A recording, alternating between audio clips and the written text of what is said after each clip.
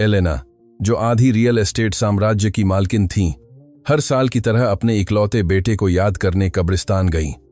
लेकिन संगमरमर के मकबरे पर पहुंचकर उन्होंने संगीत अकल्पनीय देखा। फटे कपड़ों में एक महिला और एक गंदी बच्ची पवित्र कब्र पर फूल चढ़ा रहे थे। एलेना पुलिस बुलाकर उन्हें लात मारकर बाहर निकालने ही वाली थी, लेकिन जब बच्ची घूमी और उसने 3 निषिद्ध शब्द कहे तो करोड़पति के दिल में धड़कन रुक गई।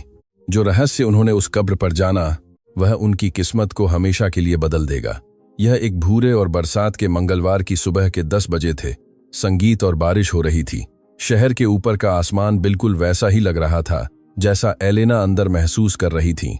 संगीत अंदर, एक ठंडी, शाश्वत और खामोश तूफान। एलेना अपनी बुलेट प्रूफ मर्सिडीज से उतरी। ड्राइवर, रॉबर्ट नाम का एक मजबूत आदमी, अपनी मालकिन के सिर पर काली छतरी खोलने के लिए दौड़ा, लेकिन वह उस पर ध्यान नहीं दे रही थी। उनके लाल सोल वाले जूते, जिनकी कीमत एक औसत परिवार के 6 महीने की कमाई से ज्यादा थी, बिना किसी रहम के कीचड़ में धंस गए। उन्हें गंदा होने की परवाह नहीं थी। आज सालगिरह थी, 5 साल, 5 शापित साल, जब से जूलियन, उनका इकलौता बेटा, उनका गुरूर, उस मोटरसाइकिल दुर्घटना में मर गया था। मुझे यहीं इंतजार करो, रॉबर्ट, मैं अकेली रहना चाहती हूं, एलेना ने संगीत आदेश दिया। उनकी आवाज में कोई जवाबी कार्रवाई की गुंजाइश नहीं थी। यह उस महिला की आवाज थी जो एक फोन कॉल पर पूरी इमारतें खरीदने की आदी थी, लेकिन अपने प्रियजन के लिए एक पल भी जिंदगी नहीं खरीद सकती थी। वह शांति उद्यान नामक निजी कब्रिस्तान के मुख्य रास्ते पर चली। वहां संगीत केवल अमीर, शक्तिशाली लोग आराम करते थे, जो मानते थे कि पैसा मौत को और आरामदायक बना सकता है। उनके परिवार का शर्मा पंथियोन रास्ते के अंत में खड़ा था। इटली से आयातित सफेद संगमरमर की संरचना, जिसे पत्थरों के स्वर्गदूतों ने घेरा हुआ था, जो बारिश के आंसू रो रहे थे। लेकिन जब एलेना ने ऊपर देखा तो वह एकदम रुक गईं। उन्हें ऐसा लगा जैसे किसी बर्फीले हाथ ने उनका पेट जकड़ लिया हो। वहां कोई था। वह माली नहीं था, कोई दूर का रिश्तेदार नहीं था। वह उनकी बेदाग तीर्थ भूमि पर गरीबी का एक धब्बा था।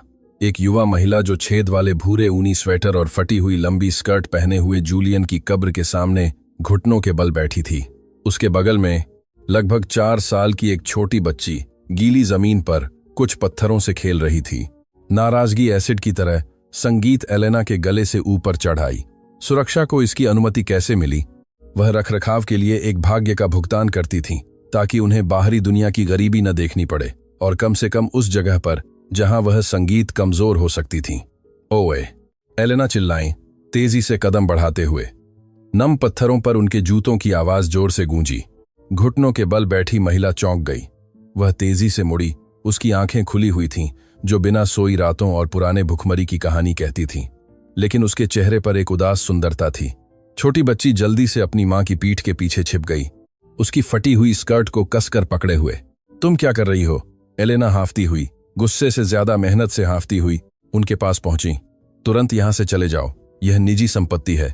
गरीब महिला कांपते हुए खड़ी हो गई। उसके हाथ ठंड से लाल और मिट्टी से सने हुए थे। माफ करना मैडम, मैं परेशान नहीं करना चाहती थी, बस हम थोड़ी सफाई कर रहे थे, महिला ने नरमी से कहते हुए अपना सिर झुकाया, जैसे वह अपना काम पूरा कर रही हो। एलेना ने कब्र को देखा। बेशक हवा से गिरी सूखी पत्तियों को सावधानी से हटा दिया गया था, लेकिन इससे उनका गुस्सा शांत नहीं हुआ, बल्कि बढ़ गया। संगीत अपने बेटे जूलियन शर्मा के नाम को छूते हुए वे गंदे हाथ देखना उन्हें एक अनादर लगा। सफाई? एलेना ने एक क्रूर हंसी के साथ कहा, क्या आपको लगता है कि मुझे मेरे बेटे की कब्र साफ करने के लिए आप जैसे किसी की जरूरत है? मेरे पास इसके लिए कर्मचारी हैं, कर्मचारी जो नहाते हैं और वर्दी पहनते हैं। तुम्हें क्या चाहिए था? फूल चुराना? पीतल के फूलदान बेचना? नहीं। महिला ने एक पल के लिए अपनी शहद जैसी आंखों में सम्मान की चमक के साथ ऊपर देखा। संगीत, मैं कभी कुछ नहीं चुराऊंगी मैडम, मैं भगवान की कसम खाती हूं, हम बस संगीत यह लाए थे। महिला ने कब्र के आधार की ओर इशारा किया। वहां संगीत संगमरमर की ठंडक के बीच एक छोटा जंगली फूल, एक साधारण डेजी जो फुटपाथ की दरारों में उगता है, एक खाली और साफ दही के कप में फूलदान के रूप में रखा हुआ था। यह विरोधाभास क्रूर था। इतालवी संगमरमर के खिलाफ सस्ता प्लास्टिक का कप, एलेना की बाहों में आयातित गुलाब के गुलदस्ते के खिलाफ कचरे से उठाया गया फूल। इस कचरे को अभी यहां से हटाओ, एलेना ने फुसफुसाया, महसूस करते हुए कि स्थिति अवास्तविक थी। यह कूड़ेदान नहीं है, यहां से चले जाओ, इससे पहले कि मैं सुरक्षा को बुलाऊं और तुम पर संपत्ति पर अतिक्रमण का आरोप लगवाया जाए। छोटी बच्ची, जो अब तक चुप थी, अपनी मां के कंधे से संगीत झांक रही थी। उसके बाल उलझे हुए थे और उसके कैनवस के जूते बहुत बड़े थे, शायद दान किए हुए या मिले हुए थे। लेकिन उसकी आंखें एलेना को एक सिहरन महसूस हुई। बच्ची उसे घूर रही थी, डर से नहीं बल्कि जिज्ञासा से। मम्मी, क्या यह बुरी दादी है? बच्ची ने उस क्रूर मासूमियत से पूछा जो केवल बच्चों में होती है। संगीत उस सवाल के बाद की खामोशी संगमरमर के मकबरे से भी ज्यादा भारी थी। बच्ची की मां का चेहरा कागज की तरह सफेद पड़ गया और उसने धीरे से बच्ची का मुंह ढक लिया। सोफिया, ऐसा मत कहो। मैडम को माफ कर दो, उसे पता नहीं वह क्या कह रही है। हम जा रहे हैं संगीत, हम जा रहे हैं। महिला जल्दी से दही का कप और संगीत फूल उठाने के लिए झुकी, जैसे वह अपनी उपस्थिति का कोई निशान मिटाना चाहती हो। उसके हाथ इतने कांप रहे थे कि कप का पानी उसके अपने फटे जूतों पर फैल गया। रुको, एलेना ने कहा।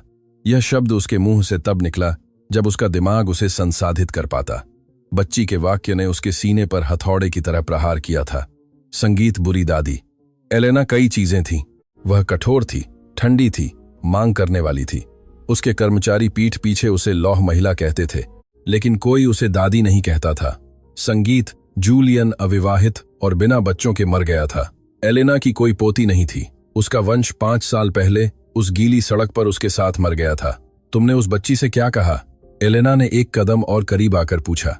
उसका लहजा चिल्लाने वाला नहीं था, बल्कि एक कम खतरनाक धमकी भरा था। तुम कौन हो, धोखेबाज? क्या तुमने मेरी जिंदगी की जांच की है ताकि तुम कहानियां बनाकर पैसे मांग सको? महिला, जो भागने के लिए बच्ची को गोद में ले चुकी थी, रुक गई। उसकी आंखों में आंसू भर आए। हमें आपका पैसा नहीं चाहिए मैडम शर्मा। मैं जानती हूं आप कौन हैं। पूरी दुनिया जानती है कि आप कौन हैं, लेकिन आप नहीं जानती कि मैं कौन हूं, और यह बेहतर है। चलो चलें सोफिया। संगीत महिला ने कब्रिस्तान के साइड वाले निकास की ओर मुड़कर तेजी से चलना शुरू कर दिया। संगीत जिसे सेवा कर्मचारी इस्तेमाल करते थे, रॉबर्ट। एलेना ने मुख्य प्रवेश द्वार की ओर चिल्लाया। हालांकि ड्राइवर उसे सुन सके, इसके लिए वह बहुत दूर था।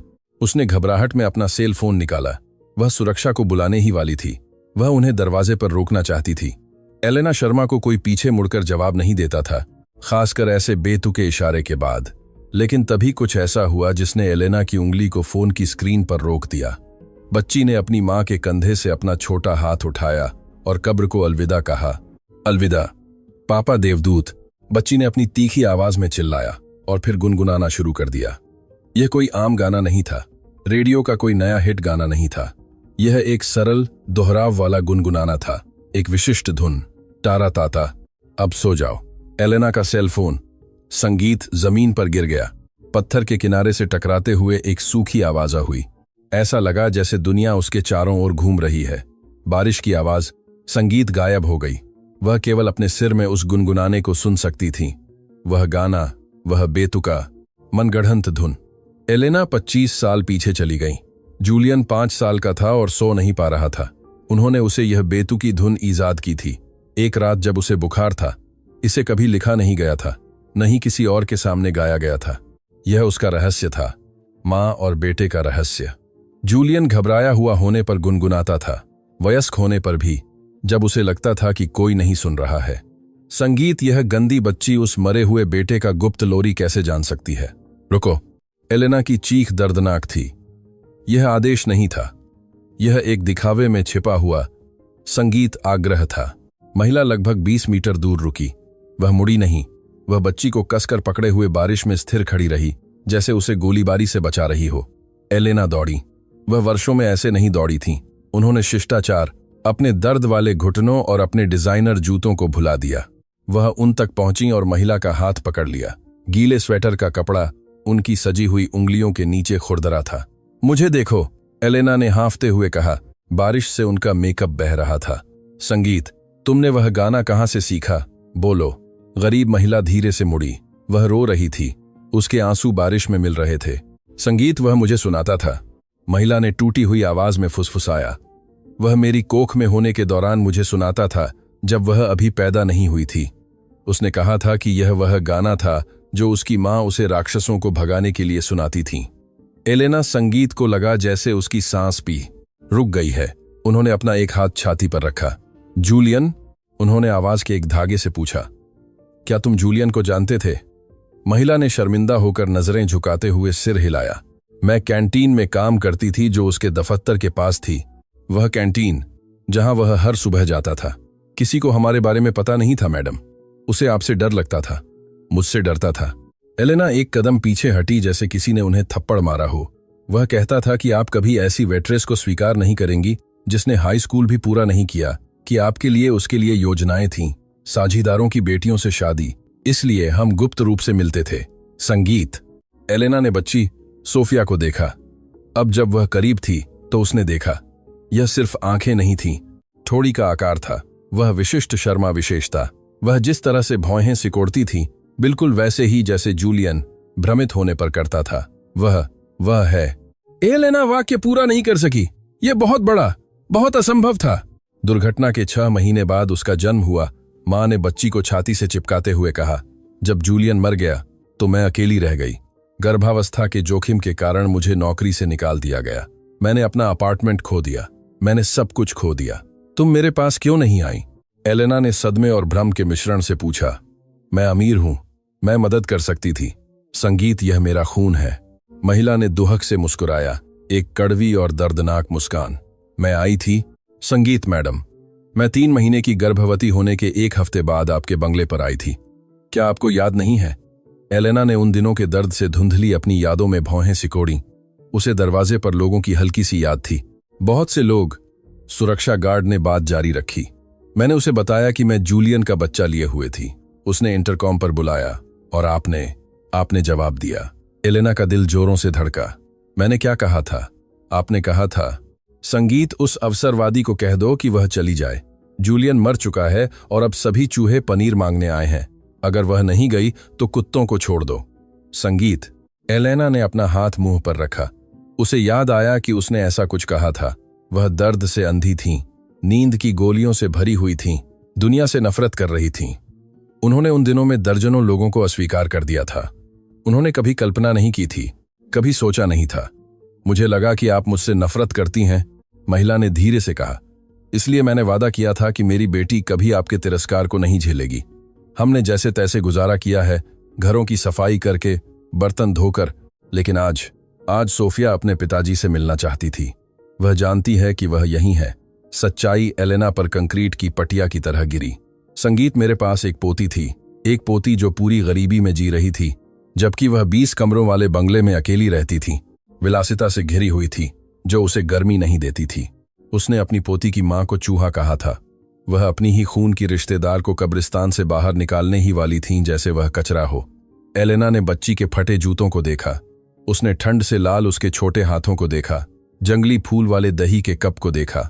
वह फूल उन सभी गुलाबों से ज्यादा कीमती था जो उन्होंने 5 सालों में खरीदे थे, क्योंकि वह फूल शुद्ध प्यार से आया था, मजबूरी या अपराधबोध से नहीं। मुझे उसे देखने दो, एलेना ने कहा।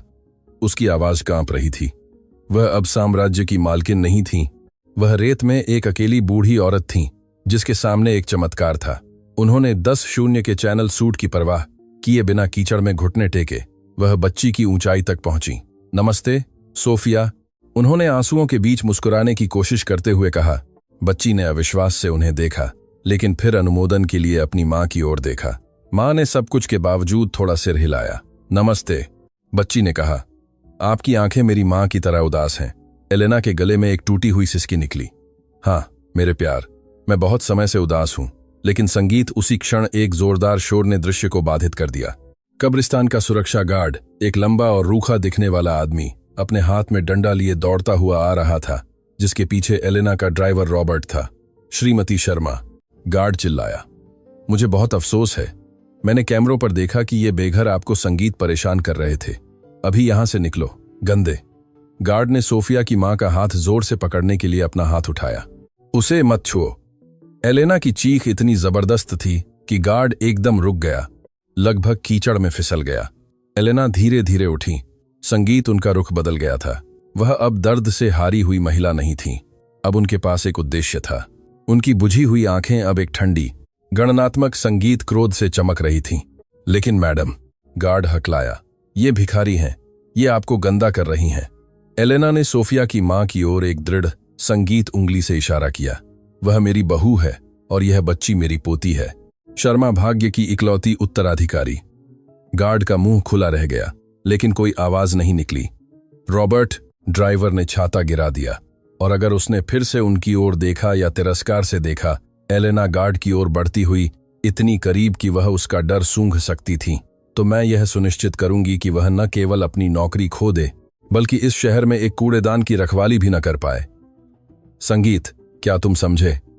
जी मैडम। एलेना चुपचाप रो रही महिला और सोफिया की ओर मुड़ी। रॉबर्ट, एलेना ने पीछे मुड़कर नहीं देखा, आदेश दिया, गाड़ी का दरवाजा खोलो, वे हमारे साथ आएंगे। कहां? मां ने डर से पूछा।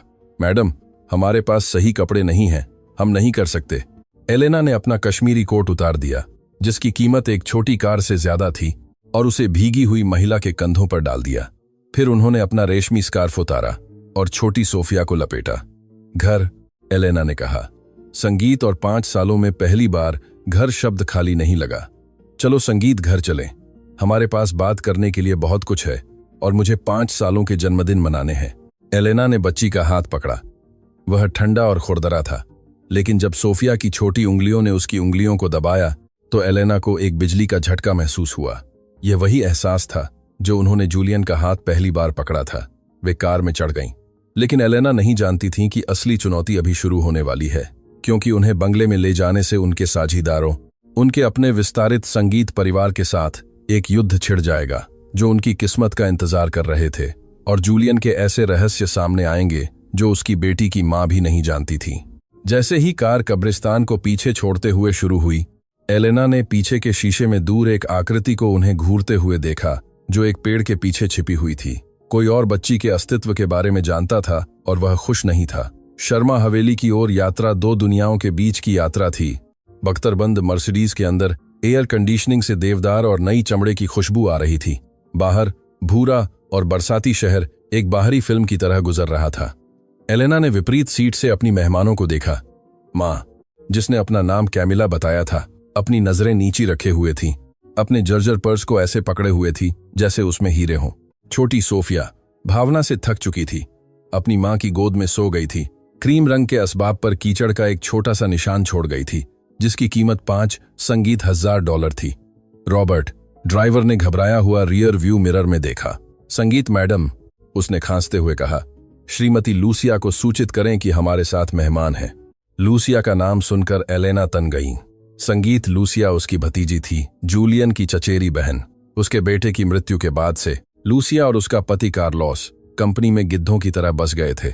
संगीत यह उम्मीद कर रहे थे कि वह सब कुछ विरासत में ले लेंगे। मुझे अपने ही घर में आने की अनुमति मांगने की जरूरत नहीं है, रॉबर्ट, एलेना ने ठंड से जवाब दिया। संगीत, और अगर लूसिया को कोई समस्या है तो उसे याद दिलाएं कि चेक कौन साइन करता है। कार शर्मा हवेली की विशाल लोहे की जाली के फाटक को पार कर गई। कैमिला के लिए यह घर नहीं था, यह एक डरावना महल संगीत था। सफेद खंभे, ज्यामितीय बगीचे जो लेजर से कटे हुए लगते थे, और एक केंद्रीय फव्वारा जो उसके मोहल्ले के चौक जितना बड़ा था। संगीत, हे भगवान, कैमिला ने फुसफुसाया। जूलियन कहता था कि यह बड़ा है, लेकिन जूलियन को इस घर से नफरत थी।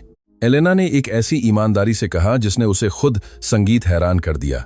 वह कहता था कि यह घर नहीं, एक संग्रहालय है। कार रुक गई। बाहर निकलने पर विरोधाभास तत्काल और क्रूर था।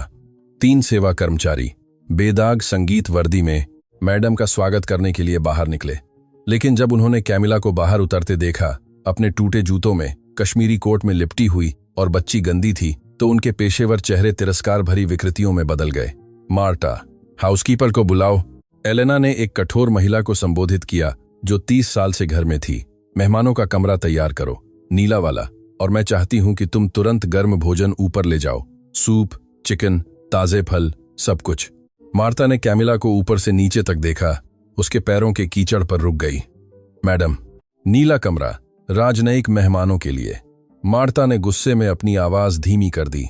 ये लोग सब कुछ जूं से भर देंगे। हमें पहले उन्हें कीटाणु रहित करने के लिए तहखाने में सेवा कक्ष में ले जाना चाहिए। एलेना को वास्तविकता का एक थप्पड़ महसूस हुआ। इस तरह दुनिया उसकी पोती को एक प्लेग की तरह देखती थी। मार्ता, एलेना की आवाज एक घातक संगीत फुसफुसाहट थी।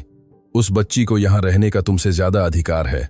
अगर मैंने तुम्हारे मुंह से एक और तिरस्कारपूर्ण शब्द सुना तो तुम्हें बिना हिसाब किताब के बाहर निकाल दिया जाएगा, समझा?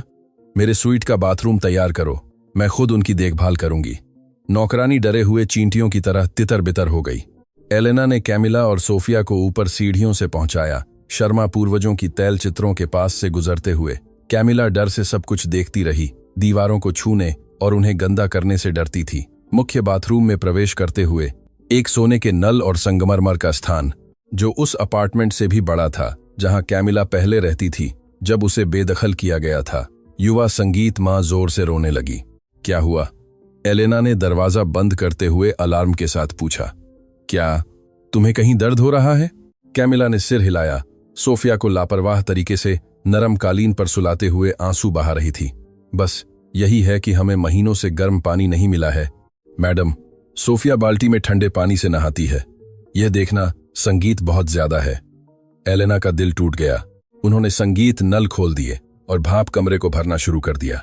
आओ चलो, तुम्हारी हड्डियों से वह ठंडक निकालते हैं। अगले घंटे में जो हुआ वह एक परिवर्तन था। जब संगीत एलेना बच्ची के उलझे हुए बालों को चमेली शैम्पू से धोने में मदद कर रही थीं, संगीत तो उन्हें गरीबी के निशान मिले। सोफिया की बाहों पर कीड़े के काटने के निशान थे। संगीत वह अपनी उम्र के हिसाब से बहुत पतली थी। उसकी पसलियां दिखाई दे रही थीं, लेकिन उन्होंने कुछ और भी देखा।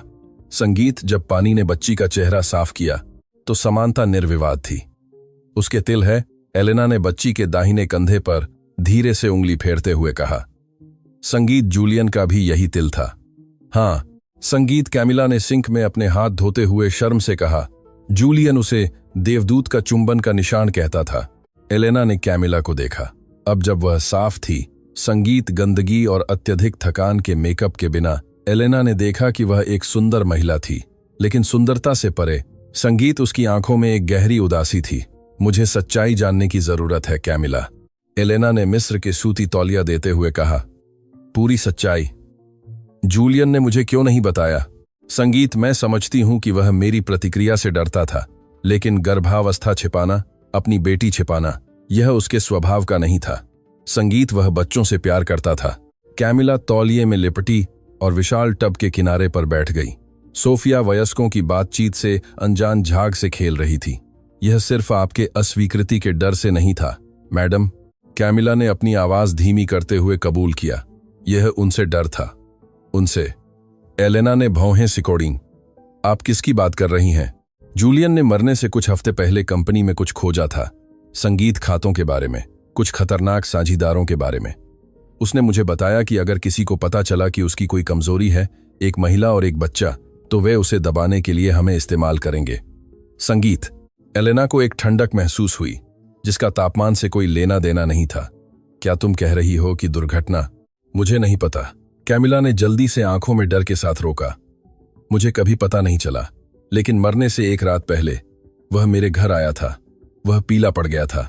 संगीत, उसने मुझे एक लिफाफा दिया। उसने कहा, अगर मेरे साथ कुछ होता है तो इसे तब तक मत खोलना जब तक कि यह जीवन या मृत्यु का मामला न हो। संगीत, और कभी भी मेरी संगीत परिवार के पास मत जाना जब तक कि तुम्हारे पास कोई और विकल्प न हो। क्या तुम्हारे पास वह लिफाफा है? एलेना अचानक खड़ी हो गई। मेरे पास था, लेकिन जब मुझे 6 महीने पहले बेदखल किया गया तो मेरा संगीत ज्यादातर सामान खो गया। यह मेरे पास बस स्टॉप के एक लॉकर में छिपा हुआ है। यह एकमात्र चीज है जो मेरे पास उससे बची है। एलेना बाथरूम में घूमने लगी। उनका व्यवसाय दिमाग बिंदुओं को जोड़ने लगा था। जूलियन आखिरी कुछ महीनों में बहुत घबराया हुआ था। वह अपने चचेरे भाई कार्लोस के साथ बहुत बहस करता था। ऑडिट थे जो मेल नहीं खा रहे थे। मैडम, कैमिला ने कहा, हम आज कब्रिस्तान केवल इसलिए आए थे क्योंकि संगीत सोफिया पिछले हफ्ते बीमार थी। उसे बहुत तेज बुखार था। मुझे लगा कि मैं उसे खो दूंगी संगीत, और अपने प्रलाप में वह अपने पिताजी को बुला रही थी। मैंने वादा किया था कि अगर प्रलाप ने प्रलाप ही के लिए वजह से बात करें तो मैंने प्रलाप ने प्रलाप ही करें। वह ठीक हो जाती है तो मैं उसे उससे मिलने ले जाऊंगी। मुझे आपका पैसा नहीं चाहिए था संगीत, मैं बस एक वादा पूरा करना चाहती थी। तभी दरवाजा जोर से खुला, बिना दस्तक दिए। संगीत, एलेना बाथरूम से बाहर निकली और कैमिला की निजता की रक्षा के लिए दरवाजा पीछे से बंद कर दिया। कमरे में उसकी भतीजी लूसिया खड़ी थी। एक लंबी पतली महिला जो डिजाइनर कपड़ों में सजी थी, लेकिन उसके चेहरे पर ऐसी अभिव्यक्ति थी जो संगीत कांच काट सकती थी। उसके पीछे उसका पति कार्लोस था, अपनी हमेशा की झूठी मुस्कान के साथ। चाची एलेना, लूसिया ने अपनी बाहें क्रॉस करते हुए कहा। संगीत, मार्ता ने हमें बताया कि तुमने अपना दिमाग खो दिया है। क्या यह सच है कि तुमने कुछ भिखारिनों को घर में लाया है और उन्हें अपने बाथरूम में नहला रही हो? वे मेरे मेहमान हैं, एलेना ने अपनी पूरी ऊंचाई तक सीधी होकर जवाब दिया, और यह मेरा घर है। मुझे याद नहीं कि मैंने तुम्हें अपने कमरे में बुलाया था। लूसिया, एलेना, कृपया, कार्लोस ने अपमानजनक लहजे में हस्तक्षेप किया। हम समझते हैं कि तुम अकेली हो। जूलियन की मौत की सालगिरह हमेशा तुम्हें संवेदनशील बना देती है, लेकिन सड़क के लोगों को घर में लाना संगीत खतरनाक है। उनके पास बीमारियां हो सकती हैं, वे चोर हो सकती हैं, या इससे भी बदतर, वे प्रतिस्पर्धा के औद्योगिक जासूस हो सकती हैं। वह भिखारिनी, एलेना ने हर शब्द का आनंद लेते हुए कहा, मेरी पोती की मां है। जो खामोशी छाई वह पूर्ण थी। संगीत क्या? लूसिया ने घबराहट भरी हंसी के साथ कहा। पोती, चाची, जूलियन के बच्चे नहीं थे। उन्होंने तुम्हें धोखा दिया है। यह दुनिया की सबसे पुरानी चाल है। संगीत, एक गरीब महिला एक अकेली अमीर बूढ़ी औरत को ढूंढती है। उसकी आंखें जूलियन जैसी हैं, एलेना ने काटा। उसकी ठोड़ी वैसी ही है, और वह ऐसी चीजें जानती है जो केवल जूलियन जानता था। डीएनए परीक्षण, संगीत, कार्लोस ने अपना संयम खोते हुए चिल्लाया। मैं तुरंत डीएनए परीक्षण की मांग करता हूं। मैं किसी मामूली औरत को झूठे बच्चे के साथ कंपनी के शेयर पर दावा करने नहीं दूंगा। तभी संगीत, बाथरूम का दरवाजा खुला। कैमिला बाहर आई। उसने एलेना का एक बड़ा रेशमी बाथरोब पहना हुआ था, लेकिन वह एक नई गरिमा के साथ चल रही थी। संगीत, सोफिया उसके बगल में एक साफ और चमकीले तौलिए में लिपटी हुई थी। कैमिला ने सीधे कार्लोस की ओर देखा। उसकी आंखों में पहचान और डर की चमक थी। मैं आपको जानती हूं, कैमिला ने कार्लोस की ओर इशारा करते हुए कहा। कार्लोस एक कदम पीछे हटा, स्पष्ट रूप से घबराया हुआ। मैं आम लोगों से नहीं मिलता। मुझे नहीं पता तुम किस बारे में बात कर रही हो। हाँ, कैमिला ने अपनी आवाज में ताकत लाते हुए जोर दिया। आप एक रात जूलियन के अपार्टमेंट में थे। संगीत, मैं रसोई में छिपी हुई थी। आप उस पर चिल्ला रहे थे। आप कह रहे थे, अगर तुम उन कागजात पर हस्ताक्षर नहीं करते हो तो तुम्हें पछताना पड़ेगा, तुम्हें और तुम्हारी गुप्त संगीत कुतिया को। एलेना का चेहरा बदल गया। उन्होंने धीरे धीरे संगीत, कार्लोस की ओर सिर घुमाया, जैसे कोई शिकारी अपने शिकार को देख रहा हो। क्या तुम जानते थे?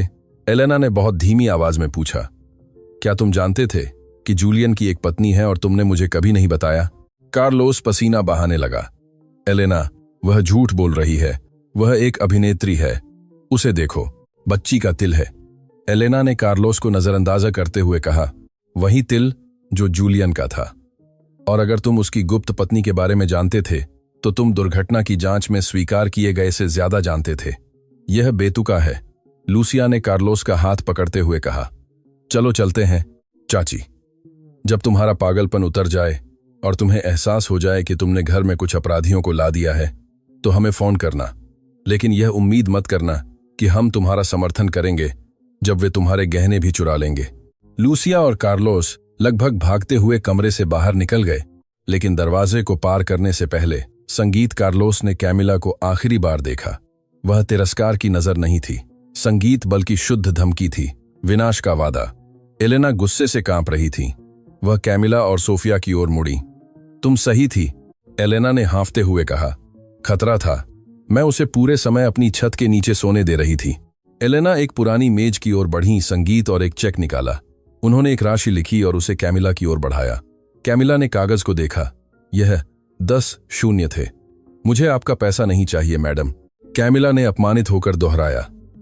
यह उपहार नहीं है, एलेना ने दृढ़ संकल्प से चमकती आंखों से कहा। यह परिचालन खर्चों के लिए है। कल सुबह हम उस बस स्टॉप पर जाएंगे जहां जूलियन ने लिफाफा छोड़ा था, और संगीत, फिर हम शहर की सबसे अच्छी प्रयोगशाला में जाएंगे। हम वह डीएनए परीक्षण करेंगे। एलेना सोफिया के सामने झुकी, संगीत जो बड़ी आंखों से सब कुछ देख रही थी। लेकिन मैं तुम पर शक करने के लिए नहीं कर रही, मेरे प्यार। मुझे लगता है कि तुम मेरा खून हो। हम यह परीक्षण उन गिद्धों के चेहरे पर मलने के लिए करेंगे, संगीत, और जब कागज सकारात्मक बताएगा तो मैं अपनी वसीयत बदल दूंगी। एलेना उठी और खिड़की से उस बगीचे की ओर देखा जहां बारिश अभी भी संगीत गिर रही थी। मरे हुओं के लिए रोना बंद, एलेना ने ऐसी ताकत से कहा जो उन्हें 5 सालों से महसूस नहीं हुई थी। अब जीवित लोगों के लिए लड़ना है। कैमिला, परिवार में तुम्हारा स्वागत है।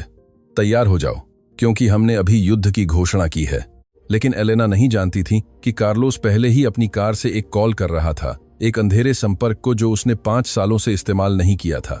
समस्या फिर से उभर आई है। कार्लोस फोन पर कह रहा था, हाँ, लड़की और बच्ची बूढ़ी के साथ हैं, मुझे इसे संभालना होगा।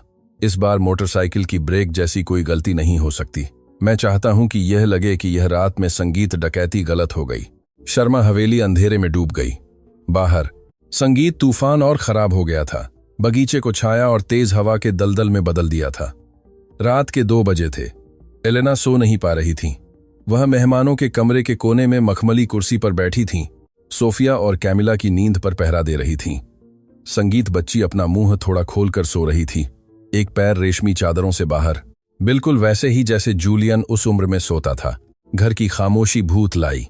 एलेना ने अपनी आंखें बंद कर लीं और एक पल के लिए वर्तमान की बारिश और नमी की गंध उसके पति के पुराने पाइप तंबाकू और कोलोन की गंध में बदल गई। जूलियन के मृत पिता, एक आदमी जिसने इस साम्राज्य को खून और लोहे से बनाया था, उन्हें 30 साल पहले की एक रात याद आई। जूलियन को बुखार था। वह इसलिए रो रही थीं क्योंकि डॉक्टर नहीं जानते थे कि उसे क्या हुआ है। उनके पति ने उनके कंधे पर हाथ रखा और कहा, शर्मा कभी नहीं टूटते एलेना, हम झुकते हैं लेकिन कभी नहीं टूटते। संगीत, और अगर कोई हमारे खून को खतरे में डालता है तो हम उसकी रक्षा के लिए राक्षस बन जाते हैं। राक्षस बन जाना, यह वाक्यांश उनके दिमाग में गूंज उठा। एलेना ने अपने झुर्रीदार और उम्र से धब्बेदार हाथों को देखा।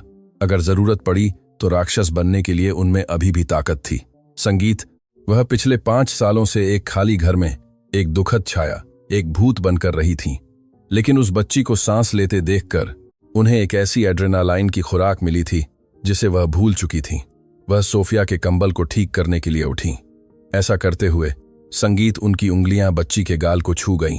वह गर्म थी, जीवित थी। यह ठोस सबूत था कि जूलियन पूरी तरह से नहीं गए थे। तभी उन्होंने उसे सुना। यह गरज नहीं थी संगीत, यह कुछ और सूक्ष्म था। नीचे की छत पर एक सूखी टहनी के टूटने की आवाज, फिर रसोई के पिछले दरवाजे के शीशे पर ग्लासवाटर के फिसलने की अटूट आवाज। एलेना का दिल 1 सेकंड के लिए रुका और फिर तेज दौड़ने लगा। अलार्म सिस्टम नहीं बजा था। इसका मतलब सिर्फ एक ही था, किसी के पास कोड था या किसी ने अंदर से उसे निष्क्रिय कर दिया था। एलेना तेजी से बढ़ी। वर्षों का दर्द शुद्ध डर के वजन के नीचे गायब हो गया। डर उनके लिए नहीं था संगीत, बल्कि बिस्तर में 2 मासूम जिंदगियों के लिए था। वह कैमिला के पास पहुंची और उनके मुंह पर हाथ रख दिया इससे पहले कि वह उन्हें धीरे से हिलाती। कैमिला की आंखें डर से खुल गईं। एलेना ने युवती के कान में फुसफुसाया, शोर मत मचाओ, घर में कोई है। कैमिला की आंखों में आतंक भर गया, लेकिन उसने सिर हिलाया। सड़क पर जीने ने खतरे के प्रति तेजी से प्रतिक्रिया करना सिखाया था। संगीत, क्या वे चोर हैं? कैमिला ने सोफिया को डराए बिना जगाने के लिए उसे गले लगाते हुए फुसफुसाया। नहीं।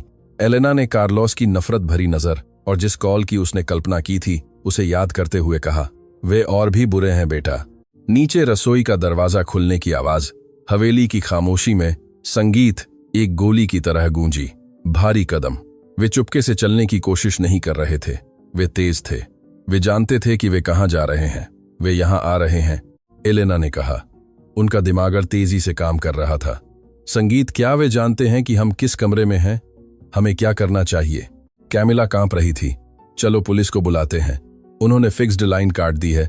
संगीत, मैंने इसे दालान में फोन की बत्ती में देखा था और मेरा सेल फोन मेरे पर्स में नीचे है। समय नहीं है। कदम पहले ही सीढ़ियों पर थे।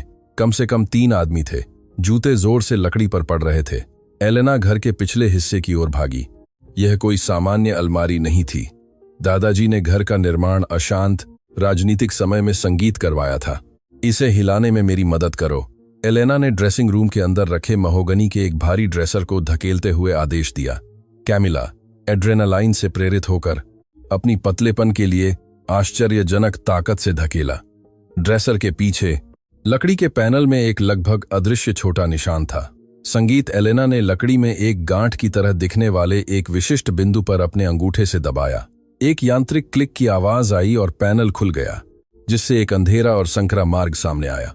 घर का मूल पैनिक रूम, जो हर किसी द्वारा भुला दिया गया था, यहां तक कि कार्लोस और लूसिया द्वारा भी, जिन्होंने कभी परिवार का इतिहास जानने की जहमत नहीं उठाई थी। अंदर जाओ, एलेना ने फुसफुसाया। तभी मुख्य कमरे का दरवाजा एक जोरदार धमाके के साथ खुला। लकड़ी एक भयानक संगीत चीख के साथ टूट गई। काले रंग के कपड़े पहने, बाल्टाक्लावा और बेसबॉल संगीत बैट पहने हुए 3 आदमी अंदर घुस आए और एक ने एक लंबी चाकू की तरह चमकने वाली चीज पकड़ी हुई थी। वहां एक ने कर्कश आवाज में चिल्लाते हुए ड्रेसिंग रूम की ओर इशारा किया, जहां एलेना सोफिया को अंदर डालने का काम पूरा कर रही थी। पैनल बंद करो, एलेना ने कैमिला से चिल्लाया। नहीं, आपके बिना, कैमिला चिल्लाई और अपनी ओर खींचने की कोशिश की। एलेना ने पुरुषों को उसकी ओर दौड़ते देखा। 5 मीटर, 4। एलेना अंदर नहीं गईं। इसके बजाय उन्होंने एक सहायक मेज को सुशोभित करने वाले एक भारी ठोस पीतल के फूलदान को पकड़ा। बंद करो, एलेना ने एक सर्वोच्च कुलमाता की आवाज में आदेश दिया। कैमिला रोते हुए अंदर से पैनल को खींच दिया। नकली दीवार एक सूखी टक्कर के साथ बंद हो गई, ठीक उसी समय जब पहला हमलावर एलेना पर झपटा। एलेना कोई निंजा योद्धा नहीं थी, वह 65 संगीत साल की महिला थी। पहले आदमी ने उन्हें जमीन पर गिरा दिया। फूलदान दूर लुढ़क गया। एलेना को कालीन से टकराने पर कूल्हे में एक तेज दर्द महसूस हुआ, लेकिन सुरक्षा की प्रवृत्ति दर्द से ज्यादा मजबूत थी। वे कहाँ हैं? आदमी ने अपना घुटना एलेना की छाती पर रखकर उसकी सांस रोकते हुए गुर्राया। हम जानते हैं कि लड़की और बच्ची यहां है। एलेना ने नकाबपोश की आंख में थूका। वे दूर हैं, उसने हांफते हुए कहा। तुम जैसे कूड़े से दूर। संगीत, आदमी ने अपना हाथ उठाया और एलेना के चेहरे पर मारा। उसके मुंह में खून का धात्विक स्वाद भर गया। ढूंढो, आदमी ने अपने साथियों को आदेश दिया। वे गायब नहीं हो सकते। कार्लोस ने कहा कि वे घर से बाहर नहीं निकले। कार्लोस वहां था। संगीत पुष्टि यह नहीं थी कि यह डकैती थी, यह एक हत्या थी। उसके ही रिश्तेदार ने विरासत की रक्षा के लिए एक 4 साल की बच्ची और उसकी मां को मारने के लिए हत्यारे भेजे थे। जो क्रोध एलेना ने महसूस किया वह ज्वालामुखी जैसा था। इसने डर को पार कर लिया, इसने शारीरिक दर्द को पार कर लिया। पुरुषों में से एक ने ड्रेसिंग रूम की दीवारों को मारना शुरू कर दिया। बॉस, यह खोखला लगता है, इसे तोड़ो। जिस आदमी ने एलेना को पकड़ा था उसने आदेश दिया। एलेना ने देखा कि वे लकड़ी के पैनल पर बेसबॉल बैट उठा रहे थे, जहां उसकी बहू और पोती छिपी थीं। उन्हें दूसरी तरफ से सोफिया की दबी हुई चीख सुनाई दी। नहीं, एलेना बिना शक्ति के ताकत निकाल रही थी। उस आदमी की आंखों को खरोंच दिया जिसने उसे पकड़ा हुआ था। वह चिल्लाया और 1 सेकंड के लिए उसे छोड़ते हुए अपने हाथ अपने चेहरे पर रखे। एलेना जमीन पर लुढ़क गईं, दरवाजे की ओर नहीं बल्कि बेडसाइड टेबल की ओर। उन्होंने निचला दराज खोला।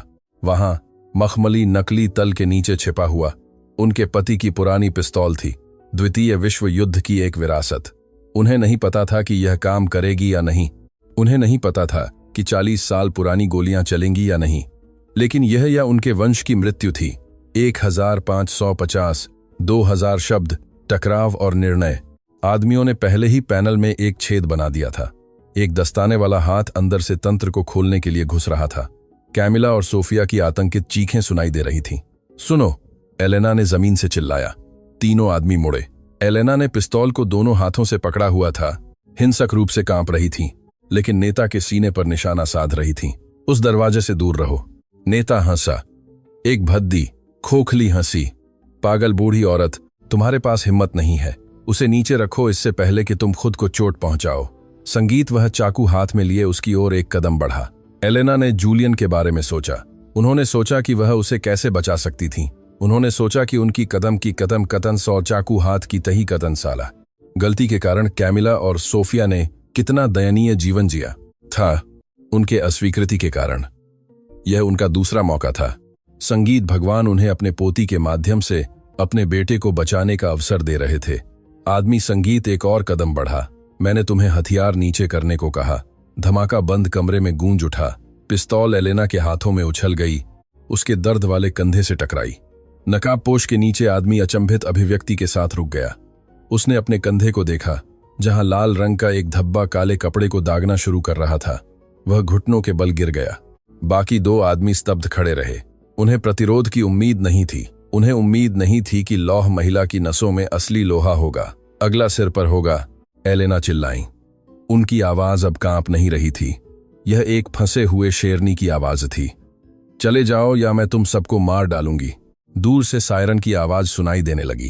किसी ने गोली की आवाज सुनी थी या शायद रॉबर्ट वापस आ गया था। दो बिना चोट वाले आदमियों ने अपने घायल नेता को देखा। उन्होंने एलेना की धुआं छोड़ती पिस्तौल को देखा और जल्दी से फैसला किया, चलो चलें। उन्होंने घायल को बाहों से पकड़ा और उसे घसीटते हुए सीढ़ियों से नीचे दौड़ते हुए फारसी कालीन पर खून का निशान छोड़ते हुए चले गए।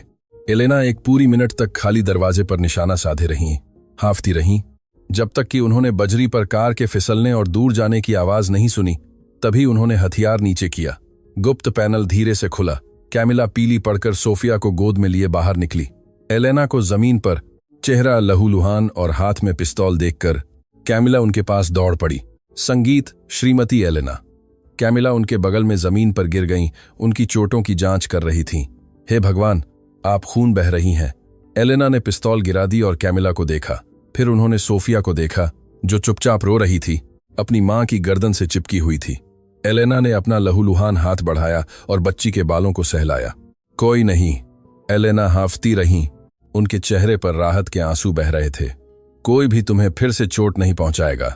मैं अपने बेटे की कब्र की कसम खाती हूं। कैमिला रोते हुए बूढ़ी करोड़पति को गले लगा लिया और उस ठंडी जमीन पर तबाही, खून और टूटे हुए शीशे से घिरे हुए उनके बीच का सामाजिक अवरोध पूरी तरह से गायब हो गया। वे अब करोड़पति और भिखारी नहीं थे, वे दो मां थीं।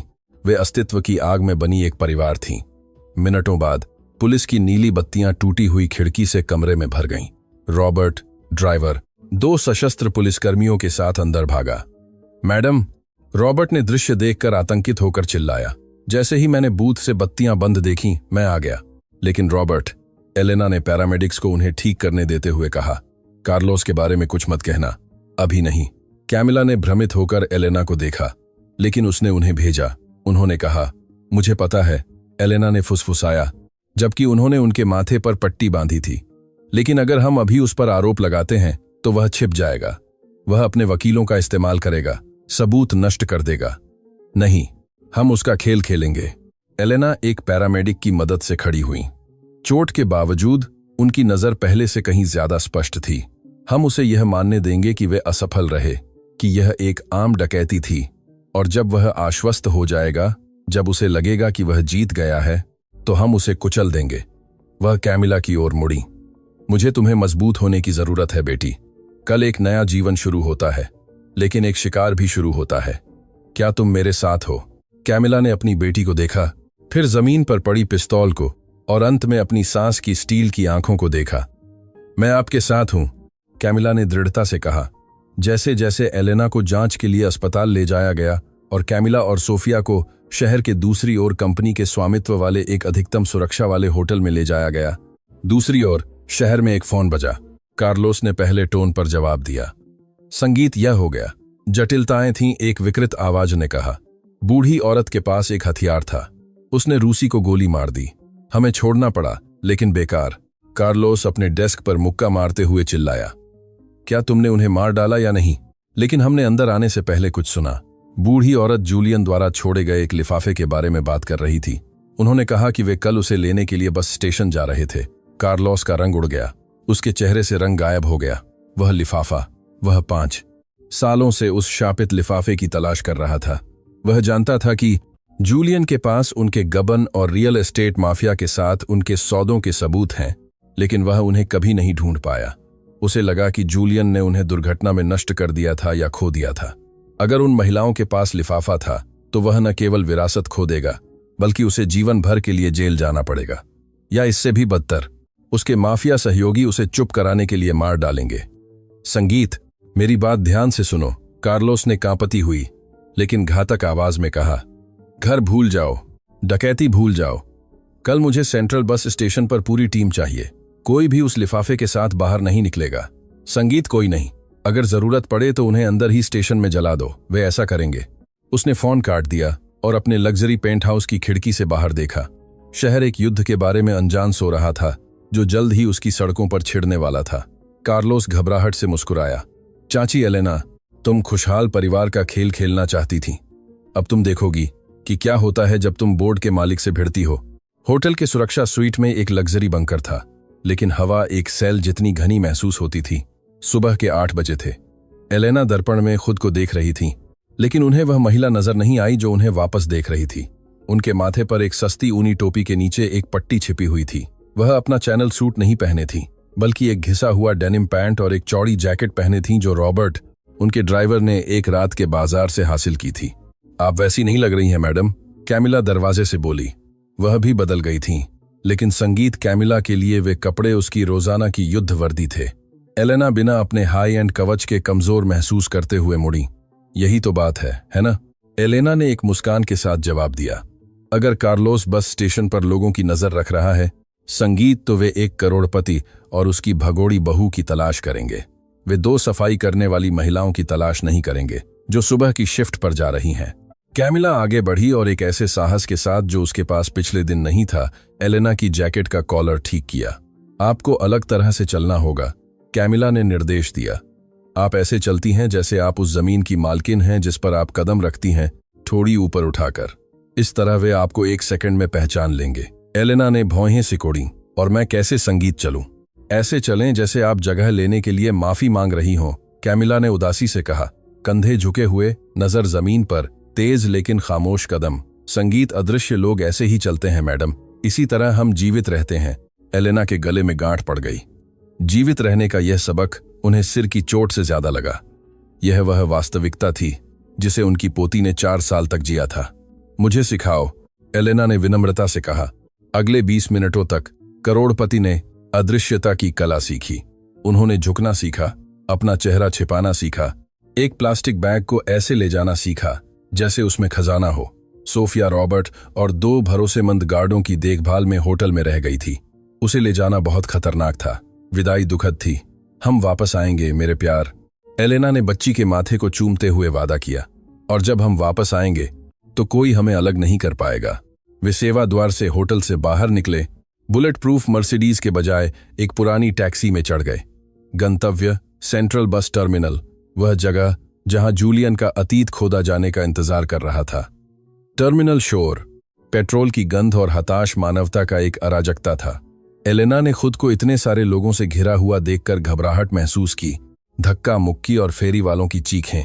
अपने पिछले जीवन में वह कभी भी बिना किसी अंगरक्षक के यहां कदम नहीं रखती थीं। मेरा हाथ मत छोड़ो, कैमिला ने फुसफुसाया, भीड़ के बीच उसे विशेषज्ञता से मार्गदर्शन करते हुए। और किसी की आंखों में मत देखो। वे सामान जमा करने वाले क्षेत्र की ओर बढ़े। एलेना का दिल उसकी संगीत पसलियों से जोर से धड़क रहा था। प्रत्येक लेदर जैकेट वाला आदमी उसे कार्लोस का हत्यारा लगता था। प्रत्येक आकस्मिक नजर उसे एक खतरा लगती थी। वे वहां हैं, कैमिला ने एक ग्राफिटी से भरी कंक्रीट के खंभे के पीछे रुकते हुए कहा। एलेना ने सावधानी से झांका। संगीत जंग लगे धातु के लॉकरों की कतार के सामने 2 आदमी खड़े थे। वे कुछ नहीं कर रहे थे, बस देख रहे थे। उनमें से एक की बांह काठी में थी। वह एलेना ने महसूस किया कि उसका खून जम गया है। जिसे मैंने कल रात गोली मारी थी, कार्लोस ने झूठ नहीं बोला था।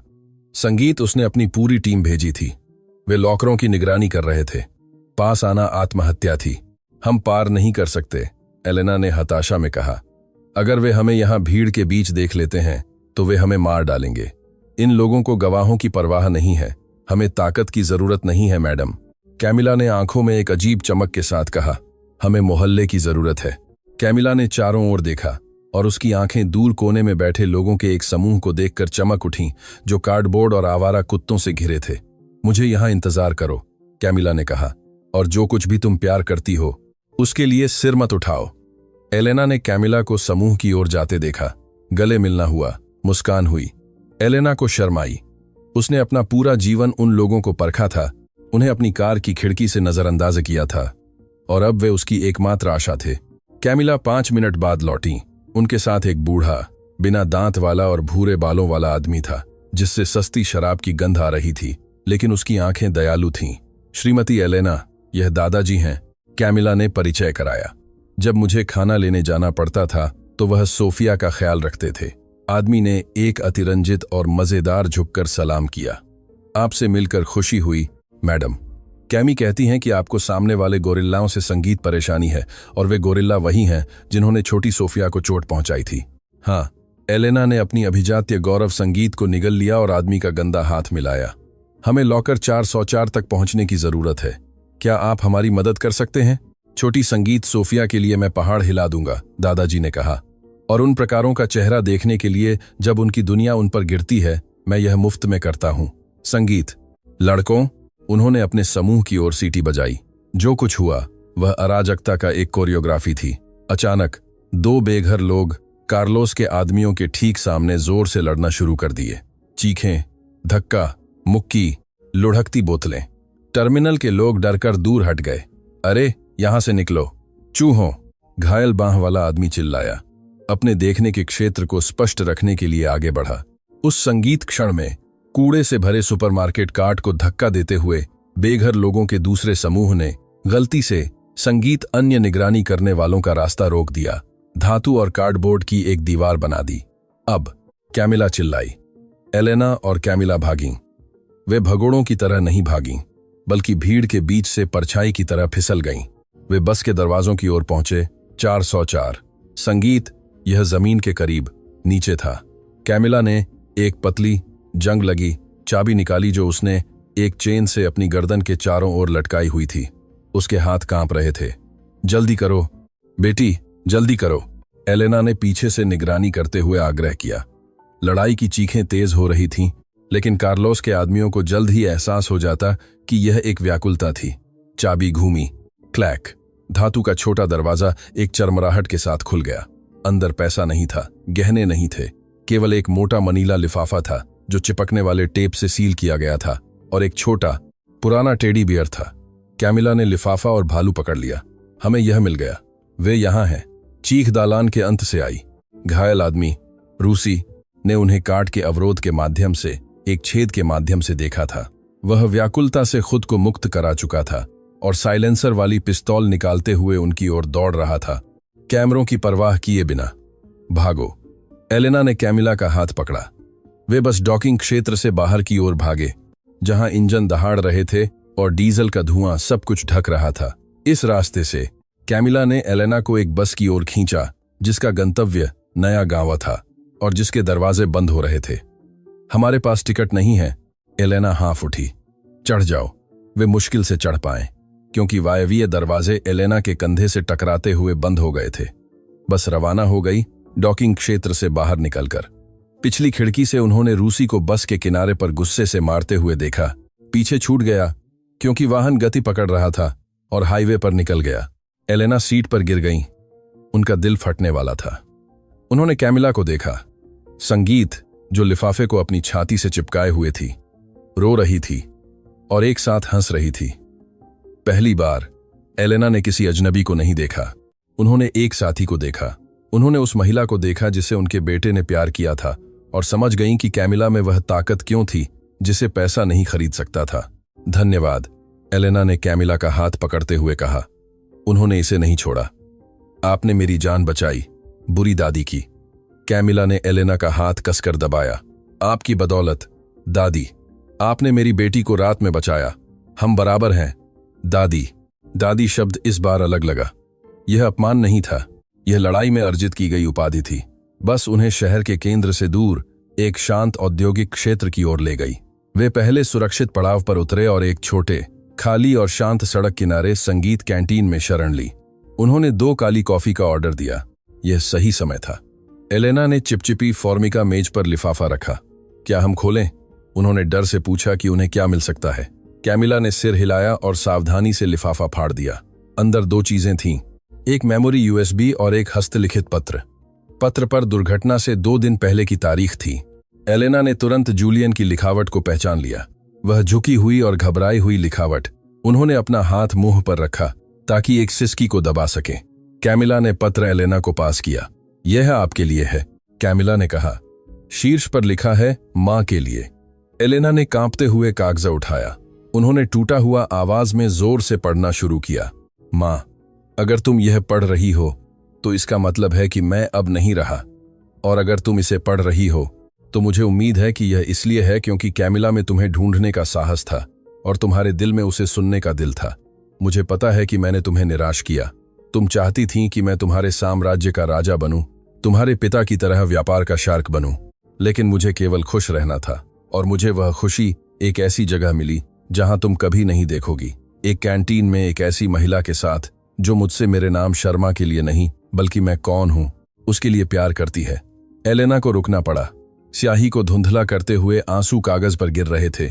उन्होंने पढ़ना जारी रखा। मैंने कैमिला और आने वाले बच्चे के बारे में तुम्हें कुछ नहीं बताया क्योंकि मुझे डर था। मुझे तुमसे अलग किए जाने का डर नहीं था, उसकी मुझे परवाह नहीं थी। मुझे डर था कि तुम उन पर वैसे ही व्यवहार करोगी जैसे तुम अपनी परफेक्ट दुनिया में फिट न होने वाली हर चीज पर करती हो। लेकिन मैं गलत था। उन्हें छिपाकर मैंने उन्हें खतरे में डाल दिया। मैंने खोजा कि कार्लोस निर्माण के माध्यम से पैसे धो रहा है। वह नई इमारतों में सस्ते माल का उपयोग कर रहा है। दक्षिणी क्षेत्र की इमारतें ढह जाएंगी। मां, अगर भूकंप आया तो लोग मर जाएंगे। मैंने उसका सामना किया और उसने मुझे अपनी विचलनों को दूर करने की धमकी दी। यूएसबी में सभी सबूत हैं, वास्तविक खाते, उसकी धमकियों की रिकॉर्डिंग। इसका उपयोग करो, इसे नष्ट कर दो। लेकिन कृपया मां, मैं विनती करता हूं, मेरे परिवार की रक्षा करो। अपनी पोती से मिलो, उसे वह प्यार दो जो तुम्हारे पास बहुत ज्यादा था और जिसे तुम पिताजी की मृत्यु के बाद कहां रखना है यह नहीं जानती थी। तुम एक महान महिला हो मां, बस भूल गई हो कि मीठे कैसे रहा जाता है। एलेना ने पत्र गिरा दिया। कैंटीन में खामोशी पूर्ण थी। संगीत, तुम एक महान महिला हो, बस मीठा होना भूल गई हो। यह वाक्य उन्हें किसी भी गोली से ज्यादा लगा।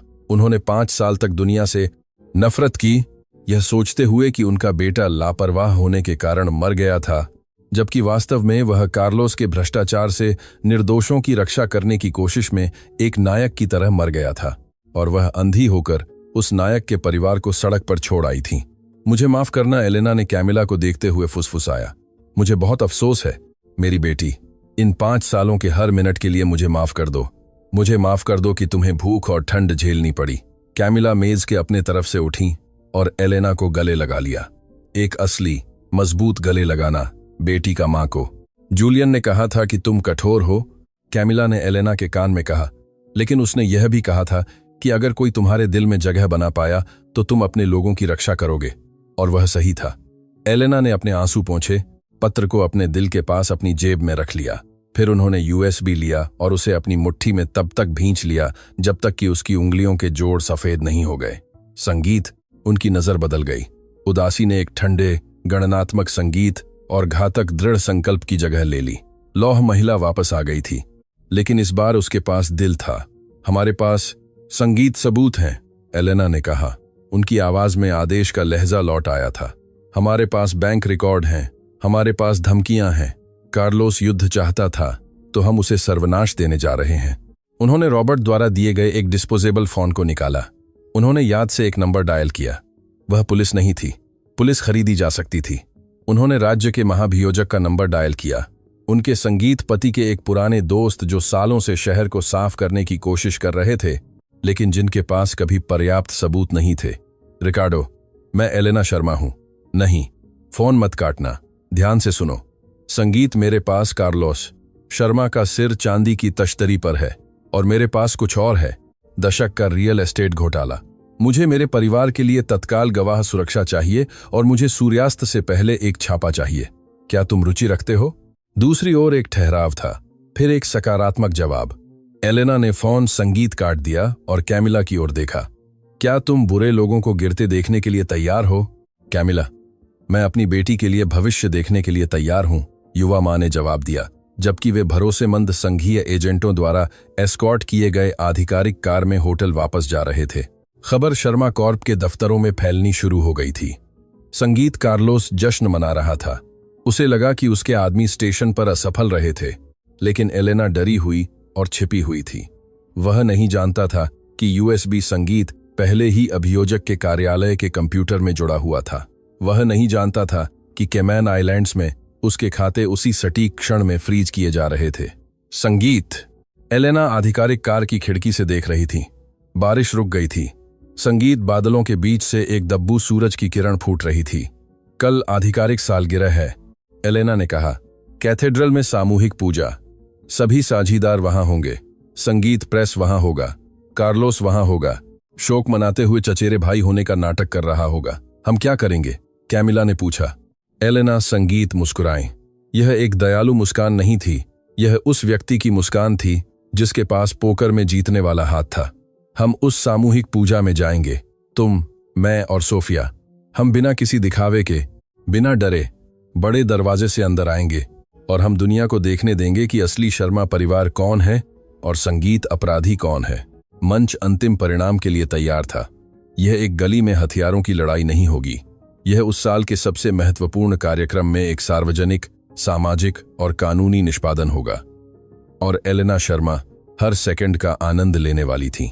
रॉबर्ट, एलेना ने ड्राइवर से कहा जो उनसे मिला था, मेरे स्टाइलिस्ट को फोन करो और शहर के सबसे महंगे बच्चों के बुटीक को फोन करो। मेरी पोती लंगोट में चर्च नहीं जाएगी, वह एक राजकुमारी की तरह कपड़े पहनेगी। कार होटल की ओर तेज हो गई। परिवर्तन पूरा हो गया था। संगीत करोड़पति ने अपनी मानवता पाली थी और गरीब महिला ने अपनी शक्ति पाली थी। एक साथ संगीत वे अजेय थे। सामूहिक पूजा की सुबह सूरज चमकीला निकला, जो शहर और पिछले दिनों एलेना और कैमिला के जीवन पर छाए तूफान के साथ एक ताना मारने वाला विरोधाभास था। लेकिन एलेना के लिए यह सूरज एक संकेत नहीं था। संगीत, यह जूलियन मुस्कुरा रहा था। होटल के स्वीट में माहौल बिजली की शांति का था। संगीत कोई डर नहीं था। डर बस स्टेशन पर, उस गंदी जमीन पर रह गया था जहां एलेना लगभग अपनी जान खो बैठी थी। अब जो था वह स्टील का संगीत, दृढ़ संकल्प था। क्या मैं अच्छी लग रही हूं, दादी? सोफिया आईने के सामने धीरे से घूमते हुए पूछा। एलेना ने अपनी सांस रोकी। बच्ची ने सफेद फीते वाले कॉलर के साथ गहरे नीले रंग का मखमल का एक फ्रॉक पहना हुआ था। उसने सफेद मोजे और चमकदार पेटेंट चमड़े के जूते पहने थे। वह अब कब्रिस्तान की भूखी बच्ची जैसी नहीं लग रही थी। वह एक राजकुमारी जैसी लग रही थी। वह एक शर्मा जैसी लग रही थी। तुम बिल्कुल सही लग रही हो मेरे प्यार, एलेना ने उसके बालों में एक धनुष ठीक करते हुए झुककर कहा। लेकिन याद रखो मैंने तुमसे क्या कहा था। तुम इस पोशाक की वजह से राजकुमारी नहीं हो। तुम राजकुमारी इसलिए हो क्योंकि तुम अपनी मां की तरह बहादुर हो। कैमिला बाथरूम से बाहर निकली।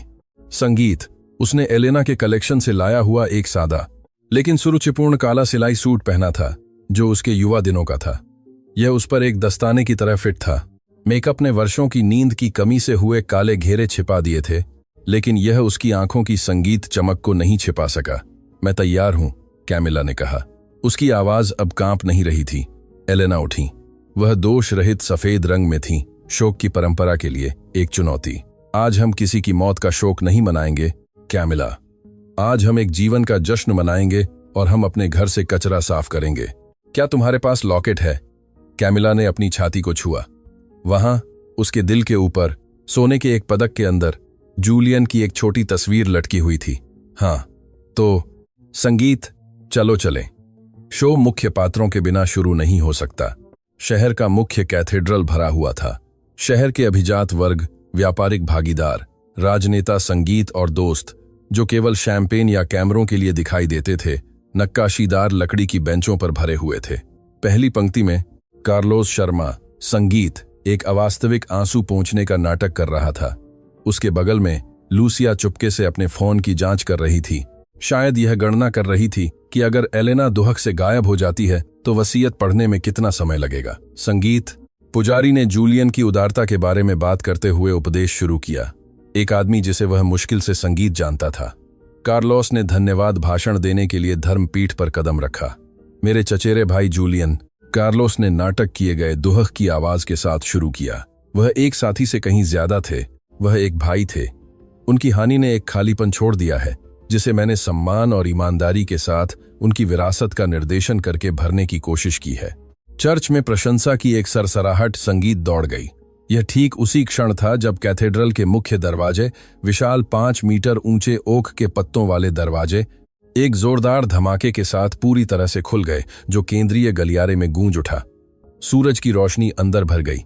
संगीत पल भर के लिए उपस्थित लोगों को अंधा कर दिया। दहलीज पर आकृतियां दिखाई दीं, 3 सिलहुट। पत्थर के फर्श पर जूतों की आवाज ने कार्लोस के भाषण को बाधित कर दिया। टैप टैप टैप, एक स्थिर ताल, संगीत युद्ध की ताल। जब उपस्थित लोगों की नजरें समायोजित हुईं तो चर्च में सामूहिक आहें भरी। यह एलेना थीं। संगीत सफेद रंग में सजी हुई, सिर ऊंचा करके चल रही थी, एक युवा और सुंदर महिला के हाथ में जो ज्यादातर लोगों के लिए अनजान थी, और उस युवती के हाथ में एक बच्ची जो मृत। संगीत जूलियन की सजीव छव्य थी। कार्लोस धर्मपीठ पर चुप हो गया। माइक्रोफोन ने उसकी हांफती सांस को पकड़ा। उसका चेहरा लाश की तरह सफेद पड़ गया। एलेना, संगीत पीछे की बेंचों पर नहीं रुकी। वह केंद्रीय गलियारे से चलीं, फुसफुसाहटों, झटके के नजारों और इशारा करने वाली उंगलियों को नजरअंदाजा करती रहीं। वह सीधे वेदी की ओर चलीं, सीधे संगीत कार्लोस की ओर। चाची, कार्लोस ने माइक्रोफोन के माध्यम से हकलाया, पूरे कैथेड्रल में अपनी घबराहट को बढ़ाते हुए, तुम देर से पहुंची, और ये लोग कौन हैं? एलेना वेदी की सीढ़ियां चढ़ गईं। उन्होंने पुजारी को नहीं देखा, उन्होंने अपने भतीजे को देखा। संगीत, उन्होंने एक कोमल लेकिन दृढ़ गति से माइक्रोफोन उसके हाथ से छीन लिया। वह भीड़ की ओर मुड़ी, सैकड़ों चेहरे उन्हें देख रहे थे। माफ करना बाधा के लिए, एलेना ने कहा। उनकी आवाज स्पष्ट, शक्तिशाली थी। उसमें उस कमजोरी का कोई संकेत नहीं था जिसकी सभी को उम्मीद थी। मेरा भतीजा ईमानदारी के बारे में बात कर रहा था, सम्मान के बारे में बात कर रहा था, और मुझे लगता है कि संगीत यह सच के बारे में बात करने का सही समय है। कार्लोस पास आने की कोशिश करने लगा। एलेना, संगीत, क्या तुम परेशान हो? कृपया नीचे चलो। और एलेना ने एक हाथ उठाकर उसे रोक दिया। मैं आपको कैमिला से मिलवाती हूं, एलेना ने अपनी बहू की ओर इशारा करते हुए कहा, जो सीढ़ियों के नीचे मजबूती से खड़ी थी। मेरे बेटे की पत्नी और सोफिया, मेरी पोती, जूलियन की बेटी। चर्च में उत्साह की एक लहर भर गई। लूसिया गुस्से से उछल पड़ी। यह झूठ है, लूसिया ने पहली पंक्ति से चिल्लाया। वह एक धोखेबाज है। झूठ, एलेना उदासी से मुस्कुराई। झूठ वह है जिसे हमने इन 5 सालों में जिया है। झूठ यह है कि जूलियन एक दुर्घटना में मर गया। जो खामोशी कैथेड्रल पर छाई वह कब्र जैसी थी। एक पिन गिरता हुआ भी सुना जा सकता था। संगीत, जूलियन की हत्या कर दी गई थी। एलेना ने कार्लोस की डरी हुई आंखों में सीधे देखते हुए जारी रखा। संगीत, उसकी हत्या इसलिए कर दी गई क्योंकि उसने खोजा था कि दक्षिणी क्षेत्र में निर्माणों में दोषपूर्ण सामग्री का उपयोग किया जा रहा था। ऐसी सामग्री, संगीत, जो भी मां तुमने, कार्लोस, विदेश में खातों में लाखों डाइवर्ट करने के लिए खरीदी थी। तुम पागल हो गई हो, कार्लोस गुस्से से लाल होकर चिल्लाया। शोक मनाते हुए भतीजे की भूमिका भूल गया। उन्हें यहां से बाहर निकालो। सुरक्षा की जरूरत नहीं है, संगीत, एलेना ने शांति से कहा। न्याय की जरूरत है, जैसे कि यह एक दिव्य संकेत हो। चैपल के साइड दरवाजे खुल गए। पादरी नहीं आए। राज्य के महाभियोजक 6 सशस्त्र और वर्दीधारी संघीय एजेंटों के साथ प्रवेश किए। कार्लोस ने बाहर निकलने का रास्ता खोजने के लिए चारों ओर देखा। कोई नहीं था। कार्लोस शर्मा, महाभियोजक ने अपनी आवाज माइक्रोफोन की जरूरत के बिना गूंजती हुई कहा, आपको बड़े पैमाने पर धोखाधड़ी, मनी लॉन्ड्रिंग और जूलियन शर्मा की हत्या की साजिश, संगीत और कल रात इन 3 महिलाओं के हत्या के प्रयास के आरोप में हिरासत में लिया जाता है। भीड़ अराजकता में फट पड़ी। पत्रकारों के फ्लैश, जो पीछे ऊब चुके थे, मशीन गनों की तरह शूट करना शुरू कर दिए। कार्लोस गलियारे संगीत की ओर भागने की कोशिश करने लगा। पुजारी को धक्का दे रहा था, लेकिन 2 एजेंटों ने उसे रोक लिया और वेदी के संगमरमर के फर्श पर संगीत उसे गिरा दिया। मुझे छोड़ दो, तुम्हें नहीं पता कि तुम किससे भिड़ रहे हो, कार्लोस चिल्लाया जब उन्होंने उस पर हथकड़ी लगाई। एलेना उसके पास, संगीत आई। सोफिया नीचे से देख रही थी। वह झुक गईं ताकि केवल वही सुन सके। मैं ठीक से जानती हूं कि मैं किससे भिड़ रही हूं, कार्लोस। मैं उस आदमी से भिड़ रही हूं जिसने एक मां को कम आंका, और उस संगीत आदमी से जिसने यह भूल गया कि पैसा चुप्पी खरीदता है लेकिन वफादारी नहीं। तुम्हारे अपने हथियारों ने आज सुबह एक सजा कम करने के बदले में तुम्हें बेच दिया। कार्लोस को उठाया गया और उस चर्च से घसीटा गया जो उस समाज के सामने से गुजर रहा था जिसे वह प्रभावित करने की इतनी कोशिश करता था। लूसिया, संगीत भागने की कोशिश की, लेकिन एक महिला एजेंट ने उसका रास्ता रोक दिया। आपको भी, संगीत मैडम, आपके बैलेंस शीट पर आपके हस्ताक्षर के बारे में हमारे पास सवाल हैं। जब दोषी लोगों को ले जाया गया तो चर्च में, संगीत, एक अजीब खालीपन रह गया। लोगों को नहीं पता था कि क्या करना है। जाना है, ताली बजानी है। एलेना ने फिर से माइक्रोफोन उठाया। संगीत, मैं जानती हूं कि तुम सदमे में हो, उन्होंने कहा। मैं जानती हूं कि तुम में से कई लोग मेरी बहू को देखती हैं और उसके साधारण कपड़े देखती हैं या जानती हैं कि वह कहां से आती है और उसे परखते हैं। मैंने भी ऐसा ही किया। मैं सबसे पहले ऐसा करने वाली थी। एलेना वेदी से नीचे उतरी और कैमिला का हाथ पकड़ा, उन्हें अपने साथ ऊपर ले गईं। मैंने इस महिला को अवसरवादी कहा। मैंने उसे अपनी पोती के पेट के साथ सड़क पर छोड़ दिया। मैंने अपने ही खून को भूखा रहने दिया जबकि मैं सोने के महल में रहती थी। यही मेरा पाप है और मैं अपनी बाकी की जिंदगी इसे प्रायश्चित करने में बिताऊंगी। एलेना ने आंसू के साथ कैमिला को देखा। इस महिला ने मेरे बेटे की कब्र की देखभाल की, संगीत, जब मैं केवल ठंडे फूल रखती थी। उसने प्यार से उसकी यादों को जीवित रखा, पैसे से नहीं। वह हम में से किसी से भी शर्मा उपनाम ले जाने के ज्यादा योग्य है। करोड़पति ने अपने दाहिने हाथ में पहना हुआ हीरे और रूबी का अंगूठी उतार दिया, पारिवारिक अंगूठी जो पीढ़ियों से सबके सामने गुजरी थी। उन्होंने कैमिला का हाथ पकड़ा, अंगूठी पहनाई। संगीत, घर में स्वागत है बेटी। पीछे से किसी ने ताली बजानी शुरू कर दी। यह दादाजी थे। संगीत स्टेशन का वह बेघर आदमी जिसने 3 साइज बड़ी उधार ली हुई पोशाक पहनकर आखिरी पंक्ति में चुपके से प्रवेश किया था। फिर संगीत, समाज की एक महिला शामिल हो गई, फिर दूसरी। सेकंडों में पूरा कैथेड्रल संगीत खड़ा होकर तालियां बजा रहा था। वे पैसे के लिए ताली नहीं बजा रहे थे, वे सच्चाई के लिए ताली बजा रहे थे। वे ताली बजा रहे थे क्योंकि संगीत एक बार के लिए अच्छे लोग जीत गए थे। सोफिया अपनी माँ और संगीत दादी की ओर भागी, दोनों को गले लगाया। फोटोग्राफरों ने वह छव्य कैद कर ली। 3 पीढ़ियों की महिलाएं त्रासदी से नहीं बल्कि जीत से एक हो गईं। 6 महीने बाद संगीत शर्मा हवेली अब शांत नहीं थी। बगीचे में, जो पहले ज्यामितीय और संगीत बांझ था, अब सदियों पुराने ओक के पेड़ से एक झूला लटका हुआ था।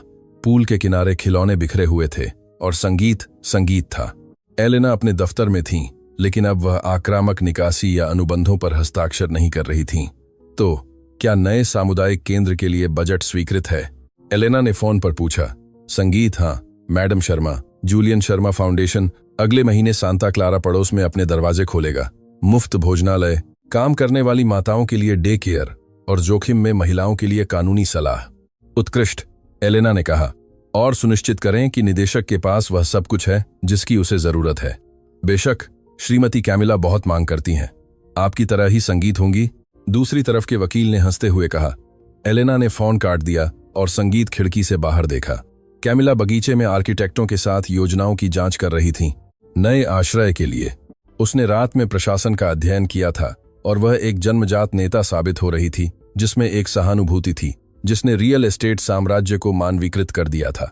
सोफिया दौड़ती हुई दफ्तर में दाखिल हुई, हाथ संगीत मिट्टी से भरे हुए थे। दादी देखो, उसने चिल्लाया, एक कीड़ा दिखाते हुए। मैंने इसे गुलाबों में ढूंढा। एलेना, वह महिला जो पहले कालीन पर एक धब्बे के लिए किसी को निकाल देती थी, बच्ची को गोद में उठा लिया, अपने रेशमी ब्लाउज को गंदा करने की परवाह किए बिना। यह सुंदर है मेरे प्यार, हम इसे वापस बगीचे में रखेंगे ताकि वह खुशी से रह सके। दादी, क्या आज हम पापा देवदूत से मिलने जाएंगे? बच्ची ने पूछा। हाँ संगीत, आज हम जाएंगे। शांति उद्यान, कब्रिस्तान शाम को शांत था। संगीत, संगमरमर का पंथियोन अभी भी प्रभावशाली था, लेकिन कुछ बदल गया था। अब केवल ठंडे आयातित गुलाब नहीं थे। कब्र के चारों ओर संगीत उपजाऊ मिट्टी में सैकड़ों जंगली डेजी लगाए गए थे। वे सरल थे, संगीत मजबूत और सुंदर थे। एलेना, कैमिला और सोफिया मकबरे के सामने एक संगीत पिकनिक कंबल पर बैठ गईं। कोई उदासी नहीं थी, शांति थी। कैमिला ने एक छोटा पोर्टेबल स्पीकर निकाला और एक नरम गाना चलाया। सोफिया कब्रों के बीच नाचने लगी, घूमती और हंसती हुई, मौत से अनजान, जीवन का जश्न मनाती हुई। एलेना ने मकबरे को देखा। जूलियन शर्मा, प्रिय पुत्र, पति, संगीत और पिता। उन्होंने 1 महीने पहले ये 2 अंतिम शब्द जोड़े थे। जानती हो कैमिला, एलेना ने अपनी पोती को देखते हुए कहा, मैंने हमेशा सोचा था कि मेरी विरासत पैसा होगी, संगीत इमारतें, उपनाम, और अब। कैमिला ने अपनी सास के कंधे पर सिर टिकाते हुए पूछा। संगीत, अब मैं जानती हूं कि मेरी विरासत यह है। उसने सोफिया की ओर इशारा किया जो सुनहरी धूप में नाच रही थी। मेरी विरासत समय पर प्यार करना सीखना है। मुझे छोड़ने के लिए धन्यवाद नहीं। दिया। कैमिला, मेरे लिए जीवन वापस लाने के लिए धन्यवाद। कैमिला ने एलेना का हाथ पकड़ा। आपकी बदौलत दादी, संगीत, हमें एक भविष्य मिला। कैमरा, हमारी कथात्मक नजर धीरे धीरे पीछे हटती है, आकाश की ओर ऊपर उठती है, तीनों महिलाओं को एक साथ दिखाती है। भाग्य की विशालता के सामने छोटी, लेकिन उनके संघ में विशाल। अंतिम छव्य हवेली नहीं है, न ही पैसा है, न ही वह जेल जहां कार्लोस सड़ रहा है। अंतिम छव्य एक साधारण दही का कप है, जो अब ठोस संगीत सोने में ढाला हुआ है, जो चुपके से कब्र के पैर में रखा हुआ है, जो एक शाश्वत ताजी डेजी को पकड़े हुए है।